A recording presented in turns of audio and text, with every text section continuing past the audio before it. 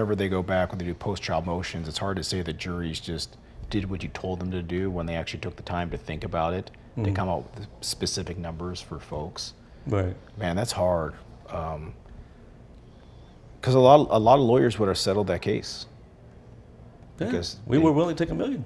Yeah. I was like, hey, pay me the $1 million. Loss of life. I mean, it's crazy. How old when he died? So the Gurdeep was 30 years old when he died. Wow. So a young guy. He had another 48 years of life expectancy. And so I argued basically $1 million a year. And there was a bunch of objections because I was arguing to the jury about the value of life, and they objected, say that's not what the jury's asked to do.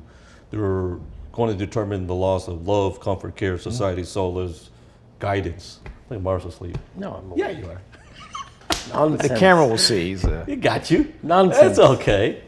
So I have been filming shows all day, drinking. You drinking? You need to drink some more to wake up. Yeah.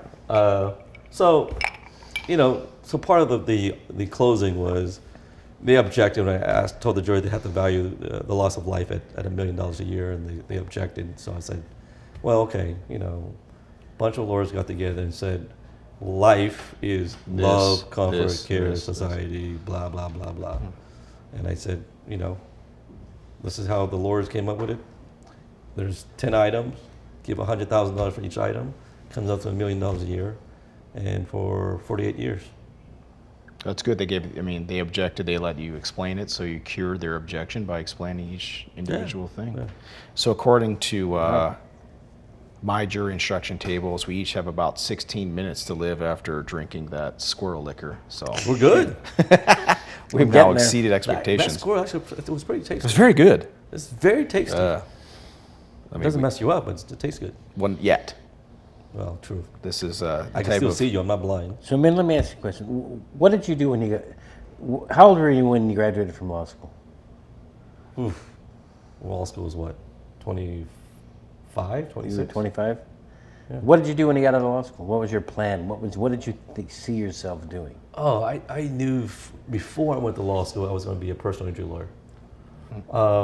My freshman year at UCLA, I worked for a plaintiff trial lawyer, Jeffrey Pop.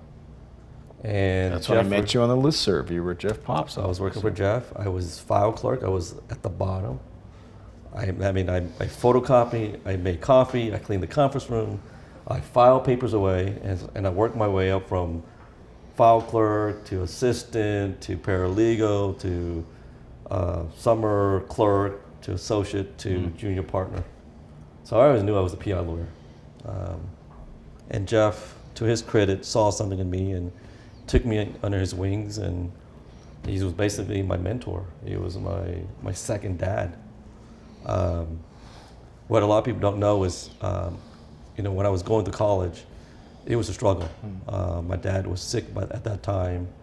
I'm the oldest, so being the oldest, culturally, I'm responsible to take care of the family, pay all the bills. So I started working when I was 15 and to pay the mortgage, and that responsibility carried all the way through college. So in college, I had 3 jobs. I worked at Mr. Seals Cookies. I worked for Jeff as a file clerk.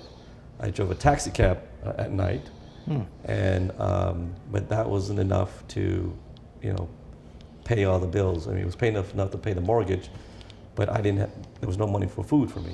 So every day I had to struggle and decide whether I was going to spend $5 to pay for parking at UCLA or eat. That was my daily decision. That's when the dollar menu from McDonald's saved my life. Expensive. Remember those burritos, frozen burritos, for $1, 25 cents each? Oh, I used to get a bag. We used to get a bag of those. Yeah, that's the beef and potato ones. I remember them. This is something that's I did when I not was know. homeless in college. I slept in my car, I showered at the gym, and I was probably the darkest point in my career, in my life. I was tired, I was hungry, I contemplated suicide. I don't want to admit that, but I did. It was just a very dark place. But credit Jeff, he saw something in me. And when I was ready to go to law school, he said, hey, you can't work in law school. I know you're going to work, you got to support your family, but you're not going to work. And he made me an offer that I couldn't refuse. He offered to pay for my law school. He offered to pay for my housing. he offered to keep me on payroll, so I had money to support my family, saying I had health benefits to the firm.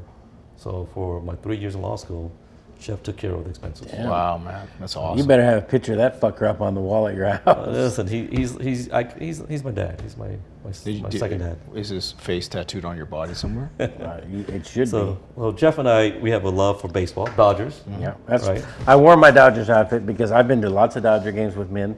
In fact, me and Min went to Dallas during the 2020 bubble season when the World Series was played in Dallas. I went with Min to Dallas to watch the Dodgers win the World Series. It was an amazing time. It was great. It was fun. With your brother, one of you, I know you got a lot of brothers, your brother Viet. And then my son Aiden was there. Yeah. So, And and then then recently, you guys went to some of the World Series And games. then we went to the World Series games in October. absolutely. Pretty nuts. So my And- son and I was actually at game 2 against the Yankees when Freddie Freeman hit that bottom of the ninth home run. I was at that game too. Yeah. With Gene Sullivan. It was a great And game. as we were doing Mardi Gras at the time, we were rooting for the game to end. We Yeah. were waiting for a band to take the fucking stage, and then Freddie Freeman hits a fucking walk-off. We were like, either it's out or home run. Just like, let this game end. Pretty nuts.